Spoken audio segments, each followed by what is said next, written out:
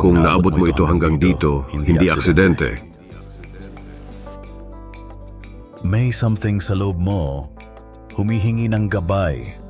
Eto na, o baka, sa pamamagitan ng isang himala. Huminga ng malalim, ipikit mo ang iyong mga mata kung kaya mo at hayaan ang iyong sarili. Damhin ang panalangin ito bilang pakikipag-usap sa langit.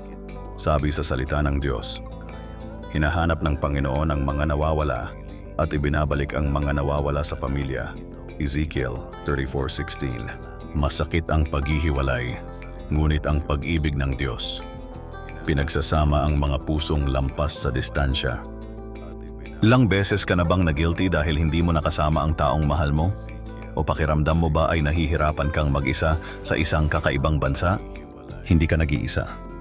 Sa malalim na sikolohiya, sinabi ni Carl Jung, ang kaluluwa ay nangangailangan ng kahulugan gaya ng pangangailangan ng katawan ng pagkain.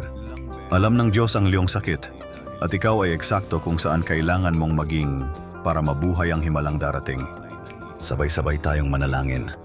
Sir, inalalagay ko sa iyo ang pananabik, takot at distansya. Pag-isahin ang ating mga puso kahit na pinaghiwalay ng karagatan. Bigyan mo kami ng lakas, pananampalataya at layunin. Pagpalain mo ang aking pamilya, nasaan man sila. At kung ito ay liyong kalooban, naway magkita tayong muli sa kagalakan. Amen. Ngayon tingnan, nagtawanan na naman ang pamilya mo. Nakaayos na ang mesa, ang pinakahihintay na yakap. Pakiramdam mo na parang totoo na. Dahil sa law of attraction, kung ano ang nararamdaman mo ng may pananampalataya, ay darating na upang makilala ka. Ngayon habang tinatapos ko itong panalangin, magpadala ng mensahe. Tumawang, itanim ang reunion na ito ng may pagmamahal. Hindi tinatalo ng distansya ang pag-ibig.